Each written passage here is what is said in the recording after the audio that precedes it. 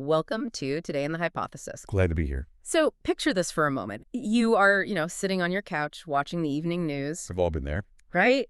And the anchor is standing in front of this completely devastated town. I mean, maybe it's the aftermath of a massive hurricane or a horrific wildfire or an earthquake. The imagery is always exactly the same, right? It's just pure chaos. Exactly. Buildings are flattened, the streets are flooded, and almost inevitably, the news narrative shifts to this looming threat of, the freeloader. Oh, yeah, the opportunist. Yes. The story we are constantly fed is that, any second now, opportunistic outsiders, looters, and scammers are just going to rush into this disaster zone. To exploit the sudden influx of humanitarian aid. Right? To steal whatever resources are left and basically feast on the vulnerability of the victims. It's a very pervasive assumption. It is. We just assume that when the social order collapses, human nature automatically defaults to, ruthless extraction. But if you actually stop and look at the data, you really have to ask, is that actually true? Right. Are disaster zones really swarming with parasitic freeloaders? Which brings us to the mission of today in the hypothesis. The fun part. Exactly. We are digging into a truly fascinating paper today. It's titled Dynamics of Post-Disaster Convergence by Victor H. Sertouche. A really comprehensive piece of research. It really is. So our goal today is to take this freeloader hypothesis and basically put it through a rigorous scientific stress test. We're looking at a lot of different angles for this. Yeah, we have sources covering sociology, evolutionary biology, behavioral economics, and this is the part I love, even how we process collective trauma in our art and culture. It's a multidisciplinary approach for sure. So we want to find out who is actually showing up when everything just completely falls apart. And, this approach reveals a really profound paradox. Right, because the answer isn't a simple yes or no. Exactly. When we examine everyday individuals at the micro-societal level, so the actual people on the ground, the freeloader hypothesis is demonstrably false. Like completely false. Totally. The everyday people converging on a disaster zone are not there to steal. But, and this is a big but, as the analysis scales up to the macro-institutional level, the hypothesis becomes disturbingly real. Right, so freeloaders do exist in the wake of a catastrophe. They absolutely do. But they take the form of massive corporate entities, private equity firms, and real estate developers. Okay, let's unpack this because there is so much to get into. Let's start by looking at where this fear of the freeloader originally came from. The historical roots. Yeah, because to understand why we get the modern narrative so wrong, we kind of have to look at the history. I was genuinely surprised to see how far back this specific anxiety reaches in the American consciousness. It really is deeply historical. Yeah. It's often tied to periods of profound societal reconstruction and the sudden influx of external capital. Right. The research points heavily to the United States during the Reconstruction era, so right immediately following the Civil War. Correct. That specific period birthed the cultural archetype of the carpetbagger. Oh, wow. Yeah. Yeah, we learned about carpetbaggers in high school history. Exactly. The standard narrative, at least the one I was taught, is that these were Northerners who packed all their belongings into, cheap luggage made of carpet fabric. Right. The literal carpetbag. Yeah. And they traveled down to the devastated South specifically to exploit the political and economic instability. They were painted as the ultimate opportunists, basically kicking a region while it was down. Exactly. But the paper kind of challenges that simplistic view. Right. Yeah. It does. I mean, that image was incredibly potent. But historical consensus today provides a much more nuanced view. How so? Well, it acknowledges that many of those individuals were actually motivated by a desire to help modernize the region. Oh, interesting. Yeah. They wanted to establish schools for formerly enslaved people and, democratize local governments. But the enduring myth of the carpetbagger, that's what stuck. Right. The reality didn't matter as much as the story. Precisely.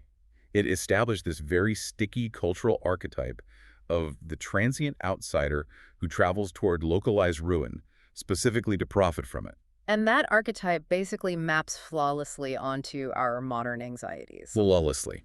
The prevailing assumption today is that if a region is suddenly flooded with federal recovery funds, like FEMA grants, for instance, it will inevitably act as a beacon for a parasitic class of migrants looking for a free ride. It's the exact same script, just playing out in a different century. Exactly. But when we move from historical myths to actual sociological science, this idea of a localized disaster attracting thousands of malicious outsiders just completely falls apart. It really does. And to explain why, the source introduces something called convergence theory. Right, which dates all the way back to 1957. Yeah. Two researchers, Fritz and Matthewson, basically decided to map out exactly who physically moves into a disaster zone. And their spatial geometry of disaster migration is still foundational today, isn't it? It absolutely is. Yeah. They realized you cannot just look at a disaster as a single isolated point on a map. You have to categorize the environment into concentric zones to actually track human movement. Okay, break that down for us. Sure. So at the center, you have the disaster area itself. That's ground zero. Right. Surrounding that is the contiguous zone, which encompasses the immediate neighboring communities. So the towns right next door that maybe didn't get hit as hard. Exactly. Beyond that is the proximate zone, which covers the broader surrounding region, and finally the remote zone, which is basically everywhere else. Okay, so you have these rings rippling out from the disaster. Right. And what Fritz and Matthewson found is that convergence, which is the physical movement of people, supplies, and information into the wreckage, it almost entirely originates from the contiguous and proximate zones. So it's the people who are already nearby. Yes. It's the immediate neighbors who learn of the disaster first, they feel a sense of shared community, and they actually possess the logistical capacity to respond quickly. That makes a lot of sense. And they didn't just map where people came from, right? They also broke down the people physically moving into these zones into distinct typologies. 6 distinct typologies, actually, which is crucial for understanding the reality on the ground. Let's go through those because I think this is where the myth really starts to unravel. Definitely. So they categorize the converging population by their primary motivations.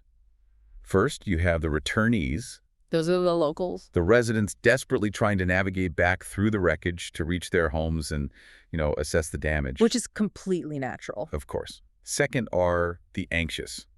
These are people from outside the immediate impact zone seeking information about loved ones they can't reach. Because the cell towers are down, the power is out. Exactly. Third are the helpers. This encompasses both formal emergency responders and informal volunteers arriving to provide medical aid and physical rescue. Okay, so that's 3. Fourth are the curious. These are essentially onlookers or disaster tourists drawn to the spectacle of the event. Just people being rubberneckers, basically. Pretty much. Fifth, you have the exploiters. Ah, here we go. Right. These are the actual looters and relief stealers. And then later researchers also codified a 6th category, supporters and mourners, who arise simply to show solidarity with the victims. Okay, so out of all those categories, the exploiters are the ones absolutely dominating the news cycles. Always. But the empirical data collected over the past 7 decades paints a totally different picture of the demographics, doesn't it? Completely different. The exploiter category is statistically dwarfed by the returnees and the helpers. Dwarfed. Like it's not even close. Not even close. It represents a minute, almost negligible fraction of the converging population. True exploiters lack a sympathetic attachment to the area, and they're overwhelmingly outnumbered by people who are simply there to assist others or just ensure their own survival. It's funny, the news paints the disaster zone like a giant magnet pulling in all this destructive, opportunistic shrapnel from miles around. Right, like everyone's just rushing in to take things. Yeah. But listening to the breakdown of these typologies, it sounds more like the magnet is pulling in iron filings that bind together to form a protective shield. That is a great way to look at it. It's the helpers, the returning locals, the neighbors. They are the ones forming a physical barrier of mutual support. That analogy captures the mechanics perfectly. And, the modern evolution of this behavior further dismantles the idea of the physical freeloader. Oh, because of the internet. Yes. We now have to factor in virtual convergence. Because you don't even need to travel to the disaster zone anymore to be part of the convergence. Exactly. The digital age has turned online platforms into massive staging grounds for the anxious and the helpers. Right. People can donate money, they can organize supply drives, and track loved ones from thousands of miles away. Which is amazing. But this digital shift also attracts a new breed of virtual exploiters. Of course.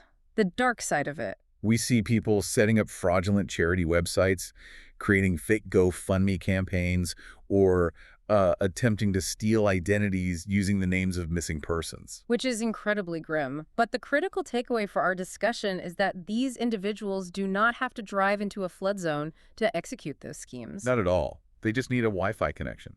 Virtual convergence completely negates the need for physical freeloading. It renders the idea of a migrating horde of scammers obsolete. Totally obsolete. But this brings up a massive contradiction that I want to ask you about. Okay, what is it? If sociologists have known since 1957 that physical exploiters are incredibly rare, and if the internet means scammers can stay comfortable in their own homes while committing fraud, why is the fear of physical looting still the dominant media narrative? It's a great question. Right. Why do we see helicopters broadcasting warnings about looters every single time a hurricane makes landfall? To answer that, we actually have to look away from the victims on the ground.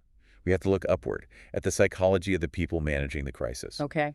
We need to examine a phenomenon called elite panic. I found this concept fascinating when reading the sources.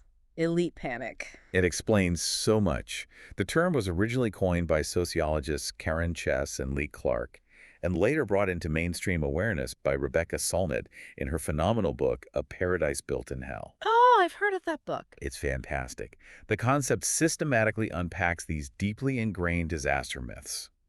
Pioneering researchers in the field, like E.L. Quarantelli and Russell Dines, spent decades proving through field studies that disasters do not trigger widespread antisocial behavior, mass irrationality, or rampant criminality. Right. In fact, the baseline data shows that the overall crime rate generally decreases during natural disasters. Wait, it decreases? It decreases.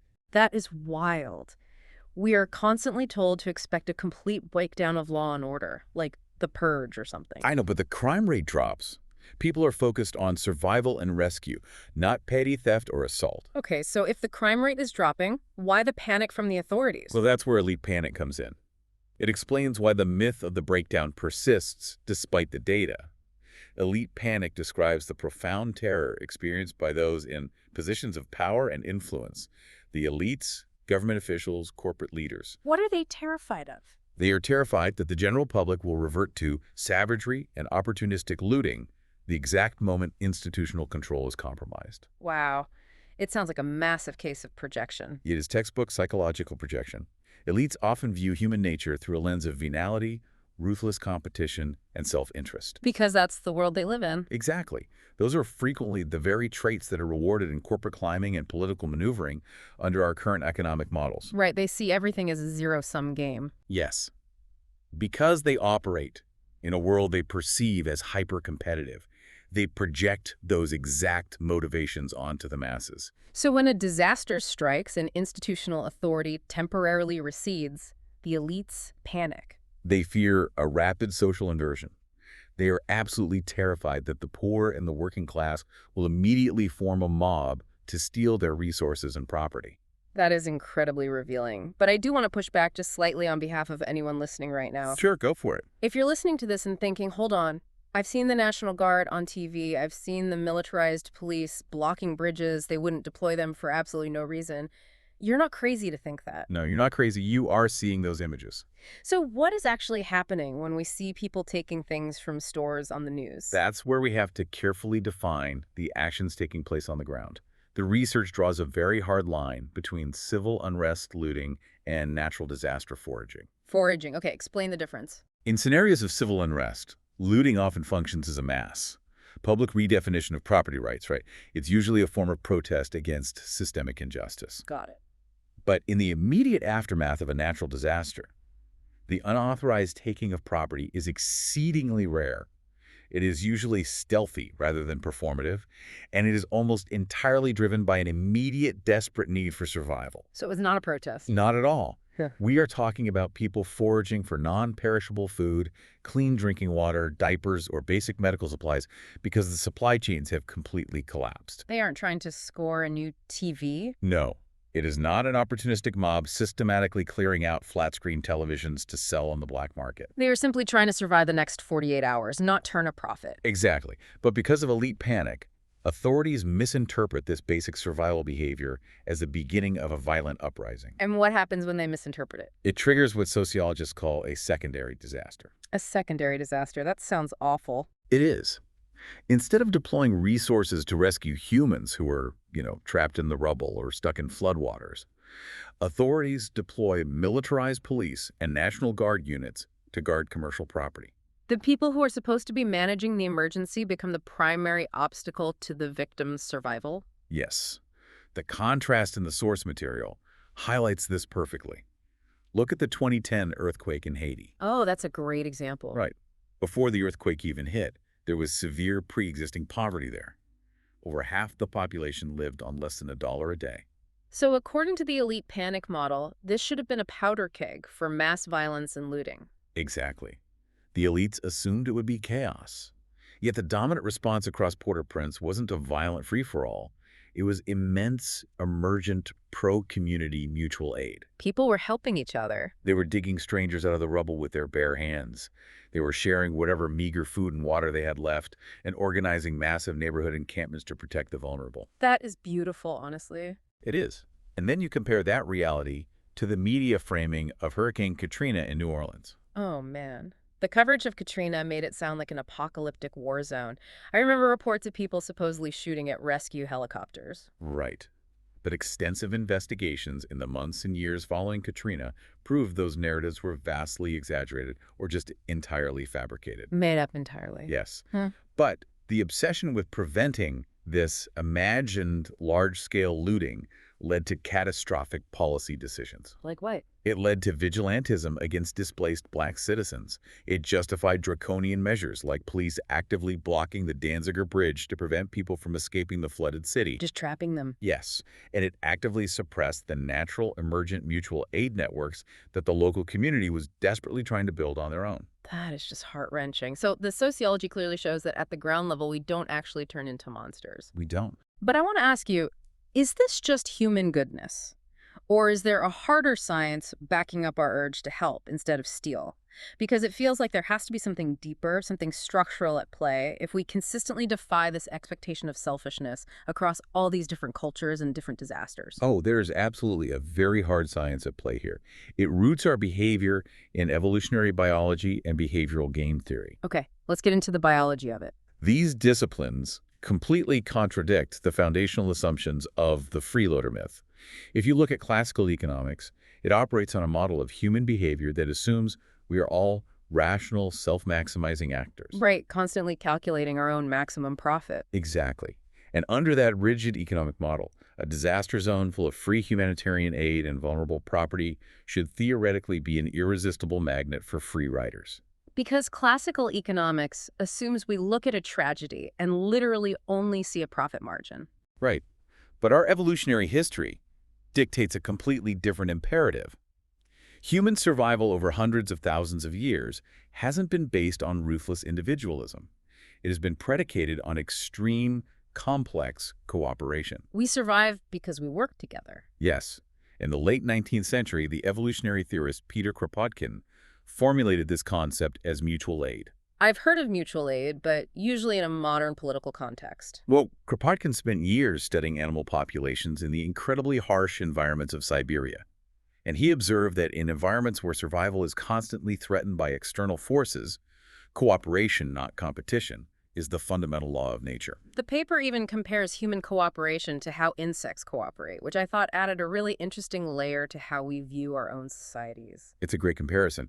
Early evolutionary theory often focused heavily on kin selection. What's kin selection exactly? It's the idea that organisms primarily cooperate with their close blood relatives to ensure their shared genetic material is passed on. Like keeping it in the family. Right. You see this vividly in social insects like worker ants or bees, where the entire colony operates as a single superorganism. But humans are unique. Because we don't just help our relatives. Exactly. We have the capacity to scale our cooperation far beyond our immediate relatives. We extend it to complete strangers. Which is amazing. Why did we evolve to do that? We likely evolved this trait because early hunter-gatherer societies faced incredibly high mortality rates from predators, disease, and starvation. If a tribe wanted to survive a sudden crisis, they had to minimize internal conflict, share resources unconditionally, and rely on the collective. So it's baked into us. We are biochemically wired to operate this way. The release of hormones like oxytocin continues to regulate this social cooperation, fostering trust and bonding during moments of acute stress. Wait, so biologically, our bodies are literally rewarding us for helping others during a crisis rather than exploiting them. We get a chemical reward for mutual aid. We do, and this drive toward mutual aid isn't even unique to complex mammals. It is actually found at the cellular level. Oh, this is the part about the slime mold. Yes. The source highlights a biological analogy that just perfectly encapsulates this. It's the slime mold Dictyostelium discoideum. Dictyostelium discoideum. Say that 5 times fast. I know, right?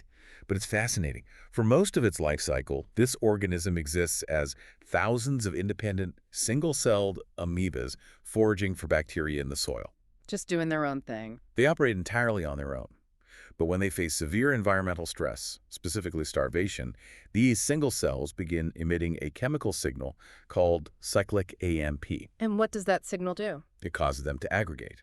They join together to form a single multicellular slug. They merge into a new organism to survive the famine. They do. Wow. And the cooperation is radical. Roughly 20% of the cells will actually sacrifice themselves to form a rigid stalk, allowing the remaining cells to form a fruiting body at the top. Oh. And that fruiting body releases spores to be carried away to a more resource-rich environment. The stalk cells die so the collective can survive. That is incredible. A literal slime mold has better disaster etiquette and a deeper commitment to the collective good than the elites assume human beings do. It really puts elite panic into perspective, doesn't it? The biological imperative to survive as a group overrides the individual. And does this translate to human math, like game theory? Yes, modern behavioral game theory models this out mathematically for human societies. In stable, resource-rich environments, humans generally exhibit what game theorists call conditional cooperation. Meaning I'll scratch your back if you scratch mine. Exactly. You match what others give.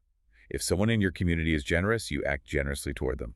If they are selfish, you withhold your cooperation. That sounds like normal everyday life. It is. In these stable times, you will occasionally see a few free riders emerge to exploit the group's general goodwill. Right. Everything is fine, the stakes are low, so someone tries to get a little extra for themselves without putting in the work.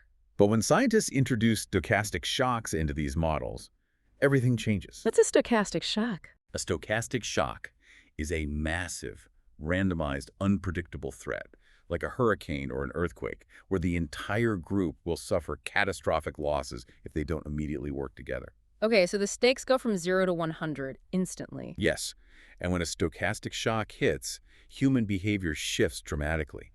The overall level of cooperation increases across the board, but more importantly, the fundamental nature of that cooperation changes from conditional to unconditional. Unconditional hyper-cooperation, meaning I no longer care if you're matching my contribution. I am just going to give everything I can because we have to survive this next hour together. You nailed it. The biological drive to stabilize the community completely overrides the individualistic drive to calculate personal gain. So the assumption that an external population would instinctively decide to migrate into a disaster zone to act as opportunistic free riders, it just fundamentally contradicts the evolutionary mechanisms and biochemical pathways that govern human behavior under severe environmental duress. It's biologically backwards.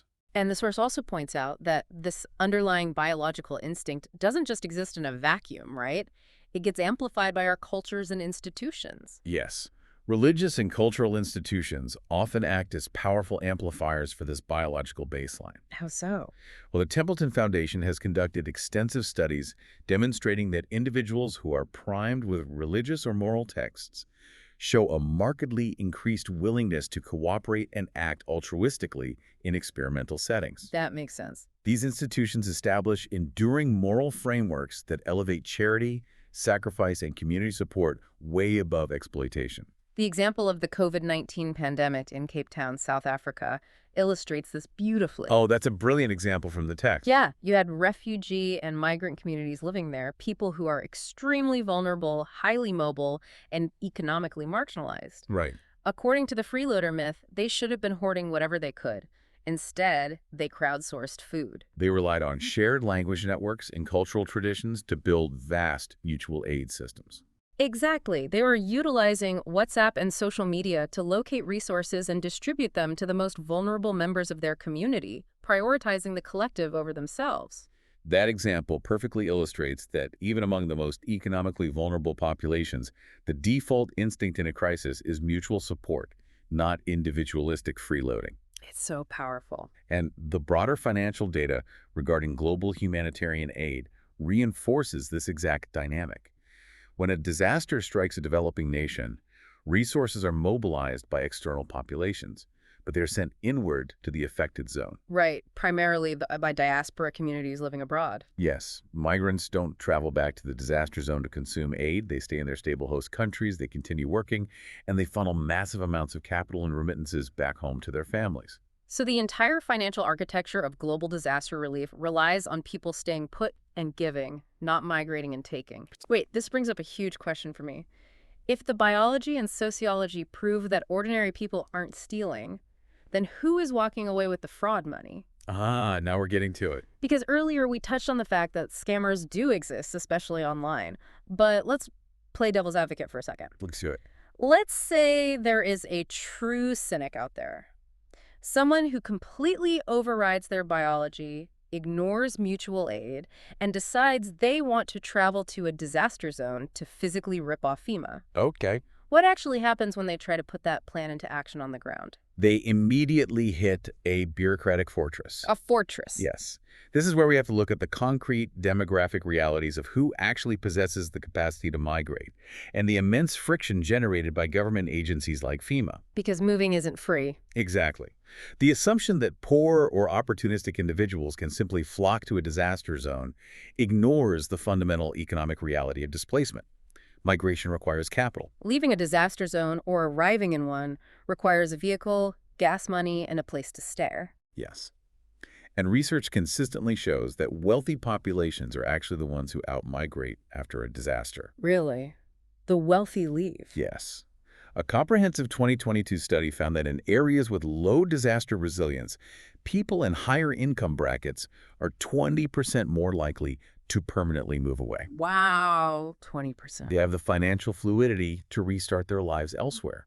Meanwhile, low-income populations are trapped. Because they can't afford to leave. They lack the financial capacity to relocate, pay for a second lease, or absorb the cost of a long-term hotel stay. And when vulnerable populations are displaced by a storm, they face massive, sometimes insurmountable institutional barriers just to return to their own homes, let alone someone else's. That reminds me of the demographic data following Hurricane Katrina. It was heartbreaking in this regard. It was. Poor African-American households had drastically lower return rates to New Orleans than comparable white households. And this wasn't a matter of choice. It was driven by pre-existing residential segregation and extreme poverty in the hardest-hit neighborhoods. If a legitimate victim of a hurricane cannot even afford a bus ticket to return to their own flooded house, the idea of a transient outsider casually packing a bag, driving to a ruined city, and easily setting up a physical scam on the ground is bureaucratically absurd. It is entirely absurd. Let's examine the mechanics of FEMA's individual assistance programs just to understand why it's so absurd. Okay, lay it out for us. You cannot simply arrive at a disaster site, point to a broken house with a collapsed roof, and claim victimhood to receive a check. You can't just say, "That's my house, pay me." No. FEMA enforces a stringent, multi-layered verification process. To receive aid, you need undeniable proof of identity, proof of pre-disaster occupancy, and proof of home ownership. And these documents have to specifically predate the disaster event. They require utility bills, signed leases, or property deeds dated up to a year before the event occurred. Okay, so you need a paper trail. A deep paper trail. Furthermore, FEMA doesn't just take your word for it. They attempt to verify this information automatically through vast public record databases. Oh, like cross-referencing. Exactly. They run an applicant's social security number against historical utility grids, property tax rolls, and LexisNexis data. Wow. If a transient individual moves to a disaster zone a week after a hurricane, their digital footprint will not exist in the local pre-disaster grid. The application creates a digital mismatch and is immediately flagged for manual review or frozen entirely. Okay, but I do want to ask about a specific loophole mentioned in the sources because it sounds like a potential vulnerability. Sure. The paper mentions FEMA allowing self-declarative statements. Ah. Couldn't a scammer just forge a statement saying, "Yes, I lived here," sign it, and bypass the database checks? It is a valid question, but the reality of how that policy is implemented is highly restrictive. How so? Self-declarations are a mechanism of last resort.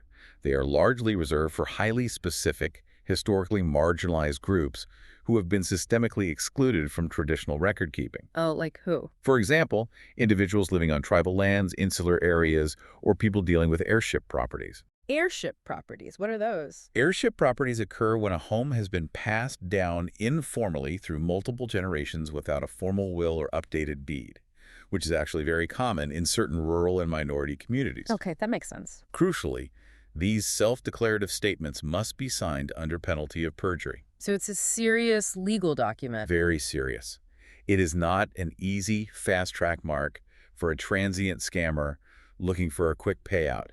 It's a desperate, legally fraught measure for vulnerable people trying to prove to the government that they exist and have lost everything. So physical freeloading is sociologically rare, biologically countered, and bureaucratically nearly impossible. That's the summary, yes. But disaster fraud is a real documented issue. People do steal disaster money. They absolutely do. So if the fraudster isn't the person in the tent down the street trying to claim a fake FEMA check who actually fits the profile, The data completely dismantles the myth of the transient freeloader here, too. The United States Sentencing Commission and the American Institute of CPAs track government benefits fraud meticulously. they have the hard numbers. They do.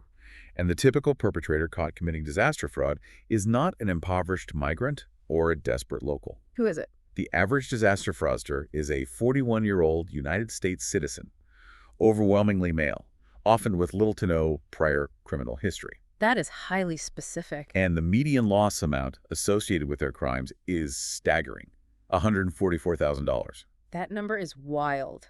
$144,000. You aren't getting that by standing in a soup kitchen line twice or stealing a neighbor's FEMA debit card. Exactly. These are sophisticated white-collar crimes. The Department of Justice reports that post-disaster crime is heavily dominated by identity theft. Where they steal your info online. Right. Remote cyber criminals purchase the information of actual victims on the dark web and use it to claim massive payouts before the real victims even have their cellular service restored. That is evil. It also takes the form of contractor fraud. This is where established local businesses or organized out-of-state entities take massive upfront payments from desperate homeowners for roof repairs or mold remediation and never perform the work. So the true fraudsters are sitting behind keyboards miles away, or they're corrupt officials and business owners exploiting the chaos from a safe, comfortable distance. Precisely. Okay, so the scammers are digital and the local victims are trapped by poverty and bureaucracy. But this leads to a massive visual paradox for me. The visual of the trucks. Yes, we do see large groups of outsiders physically arriving in disaster zones. You see convoys of trucks arriving with out-of-state license plates. You do. If they aren't there to steal the aid and they aren't local victims returning home, what is drawing them there? The empirical evidence points unequivocally to an immense demand for labor. Labor. Yes, the influx of outsiders is actually a highly mobile, deeply essential resilience workforce. Resilience workforce, I like that term. As extreme weather events accelerate in frequency and intensity due to climate change, we have seen the emergence of a massive traveling workforce composed primarily of immigrant laborers, many of them undocumented. Okay. They travel what is known as the catastrophe circuit, following hurricanes, floods, and wildfires from state to state to supply the essential manual labor needed to literally rebuild devastated communities. So they're the roofers, the debris removal specialists, the drywall hangers, and the mold remediators. Exactly. They're doing the grueling physical work. And this is where the narrative completely flips on its head. Instead of these migrants arriving to exploit the vulnerability of the disaster zone, the research shows they are being systematically and brutally exploited by it. It is a severe, almost tragic inversion of the freeloader hypothesis. It really is. The conditions these laborers face are harrowing. Consider the prevalence of wage theft alone. A comprehensive study of day laborers in Houston following the devastation of Hurricane Harvey found that more than 26% experienced wage theft within the first 4 weeks of the recovery effort. 26%. That's more than 1 in 4 workers. Yes. They were losing tens of thousands of dollars to unscrupulous contractors who simply refused to pay them after the grueling work was done. One of the experts quoted in the source material referred to this dynamic as an index of forced labor. Because it isn't just about missing a paycheck, it's about the mechanics of basic survival in a destroyed city. Right. Saket Soni, the executive director of Resilience Force, points out that these workers often rely entirely on their employers for their most basic human needs within the destroyed zone. Because there's no infrastructure left. Exactly. The employers control their access to temporary shelter, clean drinking water, and food. Oh my God, so they are completely dependent. Entirely. If a worker decides to strike, or simply demands the pay they were legally promised, the threat of retaliation is absolute and immediate. What do the employers do? They can be fired on the spot, evicted from their temporary housing into a city with no infrastructure, and reported to immigration authorities like ICE. The power imbalance is total. That is modern-day indentured servitude. It functions very similarly, and the exploitation goes far beyond stolen wages. The source spends a significant amount of time detailing what it calls toxic labor. Toxic labor? That sounds ominous. It is. These workers are frequently ordered into the most hazardous environments imaginable without any proper safety training or personal protective equipment. No masks, no gloves. Barely any. They are sent into waterlogged, mold-infested buildings or areas heavily contaminated by industrial chemical runoff. How do the companies get away with that? Isn't there OSHA? Well, large disaster recovery corporations deliberately shield themselves from liability by labeling these laborers as independent contractors. Ah, the classic loophole. Right. Alternatively, they use shadowy, informal labor brokers known as a casi patron to insulate the main corporation from the workers. What's a casi patron? It translates roughly to almost boss. By keeping the workforce informal and decentralized through these brokers, the massive corporations completely skirt OSHA safety laws and avoid paying workers compensation if someone gets hurt. The human cost of that legal loophole is terrifying. The investigations mentioned thousands of claims of severe harm. Horrific harm. Yeah, fatal electrocutions from handling live wires in flooded basements, severe heat stroke from roofing in the summer without water breaks, and this one really got me. Workers literally contracting flesh-eating bacteria from standing in contaminated floodwaters for 12 hours a day. It forces us to confront a deeply uncomfortable paradox. Which is? The very people society is conditioned by elite panic to fear the transient outsiders we worry will drain the local economy and steal the humanitarian aid.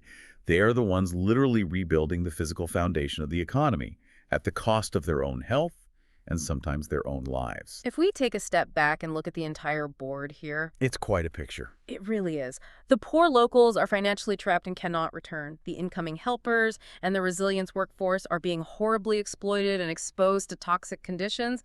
The physical scammers basically don't exist. So who is actually walking away rich from a catastrophe?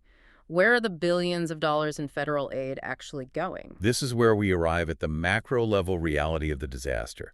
The freeloader hypothesis is true, but only if you look at the institutional and corporate level. Okay, let's talk about the macro freeloaders. The real freeloaders are corporate entities, private equity firms, and mega developers. We are talking about the mechanics of disaster capitalism. Disaster capitalism. The source material leans heavily into Naomi Klein's work to explain this, specifically her seminal book, The Shock Doctrine. Klein's framework is absolutely essential for understanding how modern recoveries function. Give us the rundown of her theory. She detailed how neoliberal economic actors, so those who fiercely advocate for the deregulation of markets and the privatization of public services, they use the massive disorientation of a collective shock to push their agendas. What kind of shock? It could be anything. Whether that shock is a hurricane, a tsunami, or a sudden market crash, the population is traumatized, they are exhausted, and they are focused entirely on basic daily survival. They aren't going to city council meetings to protest zoning laws. Exactly.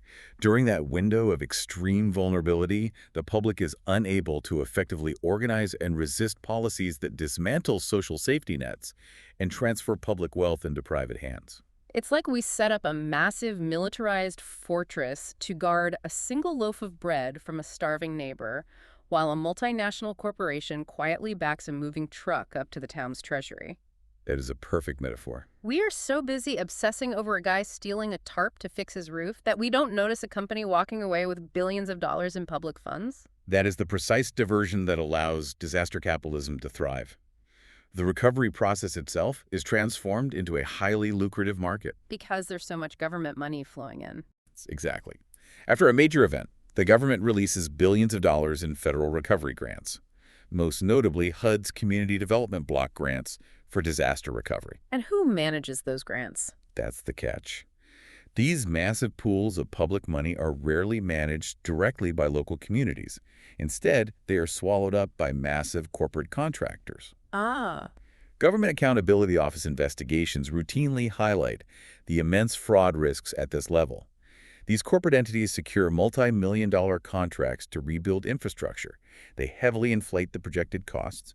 They subcontract the actual physical labor to the exploited migrant workforce we just talked about, and ultimately deliver substandard work to the community. So they maximize profit at every single stage. Exactly. They prioritize maximizing their profit margins over the holistic, long-term recovery of the town. This isn't just about bad contracting or skimming off the top, though. The paper explores how this fundamentally alters who gets to live in the city afterward. It calls this process hazard gentrification. Yes, it is also frequently referred to as climate gentrification. How does that work? When a disaster destroys a community's housing stock, marginalized, low-income, or minority residents are often permanently displaced. Local municipalities, who are suddenly desperate to rebuild their tax revenue base, will drastically alter zoning laws to favor luxury housing developments or commercial properties over affordable single-family rebuilding. So they price the original residents out by design. Yes. And simultaneously, the financial sector plays a massive role through a practice called blue lining. Blue lining is a term I hadn't heard before. How does that mechanically work against the working class? It is a modern, climate-driven evolution of redlining. Insurance companies use advanced catastrophic modeling algorithms to redraw the risk maps based on the new flood or fire data. Okay, so they update the risk. Right. But as a result, they drastically spike insurance premiums to completely unaffordable levels, or they simply withdraw coverage entirely from these high-risk areas. And if you can't get insurance? If you cannot get insurance, you cannot secure a mortgage to rebuild. Oh, wow. This effectively prices working-class families out of their ancestral homes, forcing them to sell their ruined properties for pennies on the dollar to cash-rich developers. Because the developers don't need mortgages. Exactly. They can afford to self-insure or build luxury, climate-resilient compounds. The example of Lahaina, Maui, in the paper was so visceral and recent. In 2023, those horrific wildfires caused nearly $6 billion in damages and destroyed entire historic neighborhoods. Total tragedy. It was. And the paper notes that before the ashes had even literally cooled, indigenous Hawaiians and local homeowners were being bombarded with aggressive calls and texts from real estate developers. Trying to buy the land. Yes, trying to buy their ancestral lands at predatory rock-bottom prices. It is the ultimate hostile takeover, facilitated entirely by tragedy. Because historical and marginalized communities often lack clear land titles or possess adequate insurance policies, the traditional federal assistance programs inherently fail them. It reminds me of the airship properties you mentioned earlier. Yes. Look at the aftermath of Hurricane Katrina again to see this at scale. An estimated $165 million in FEMA recovery funds went completely unclaimed due to complex property title issues, often involving those exact airship properties. $165 million, just left on the table. Yes. This bureaucratic failure disproportionately forced Black homeowners to permanently forfeit their properties. And those properties were then scooped up by wealthy developers to reshape the demographics of New Orleans. So the macro-level actors, the massive corporations, the private equity firms, and the developers, they are the true realization of the freeloader hypothesis. They absolutely are. They are highly organized entities converging on a disaster zone, specifically to exploit the resources and the geography left vulnerable by the catastrophe. They are the true exploiters. They just arrive in corporate boardrooms armed with zoning variances rather than arriving on foot armed with crowbars. That is chilling. And this reality has become so pervasive and the exploitation so obvious to the general public that it is no longer just an academic theory discussed in sociology departments. Right, it's spilling over. It is bleeding into our broader culture and actually changing how we process collective trauma. Which brings us to the final section of the source material. I found this part fascinating because it looks at how the arts are acting as a mirror for this societal shift. It's a really unique lens to view the data through. Yeah. Literature, theater, and music are actively processing the reality of disaster capitalism, reflecting our changing anxieties. Art serves as a profound metric for public consciousness. Over the last 2 decades, the societal gaze in our cultural output has clearly shifted away from scapegoating the poor and toward critiquing systemic corporate exploitation. The source cites the satirical Broadway musical Urinetown as a prime early example of this shift. It's such a great example. Urinetown came out in 2001, right? The plot is wild. It's about a town that suffers a devastating, decades-long ecological drought, and a single mega-corporation uses the crisis to monopolize the public toilets. Right. They literally charge people exorbitant fees just to fulfill a basic human biological need, and if you can't pay, you are exiled. It's a literal theatrical manifestation of the shock doctrine. And it uses the absurdity of the premise to highlight the very real mechanics of water privatization and crisis profiteering. The corporation in the musical uses the language of resource conservation to mask their ruthless extraction of wealth from the poorest citizens. It's incredibly sharp satire. It is, and you see this same analytical shift in contemporary literature too, Yeah. like with Rick Mitchell's plays. Tell me about those. Mitchell uses dark comedy to deeply examine the social history of natural disasters in New Orleans. He specifically focuses on how the working class is consistently abandoned by the institutions meant to protect them. It's not about looters, it's about the system failing. The paper even extends this analysis to music. There is a post-rock band called Tyranny is Tyranny that released an entire album directly titled The Rise of Disaster Capitalism. They did not mince words with that title. Not at all. They use heavy, abrasive, post-metal instrumentation combined with politically charged lyrics to critique the structural violence of economic exploitation during crises. They aren't writing songs about looters in the streets. They are writing songs about the quiet violence of a boardroom decision that displaces 1,000 families. That evolution in artistic focus demonstrates that, as a society, our anxieties are maturing. We're starting to see the real picture. We are.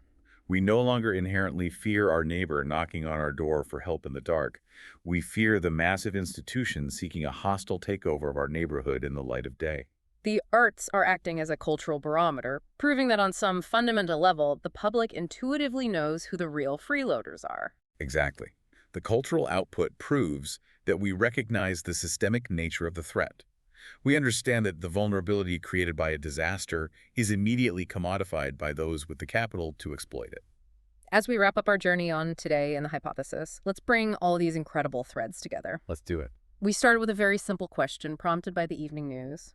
Is the post-disaster freeloader a reality? And the answer we found is a profound paradox that forces us to rethink everything we know about emergencies. Right.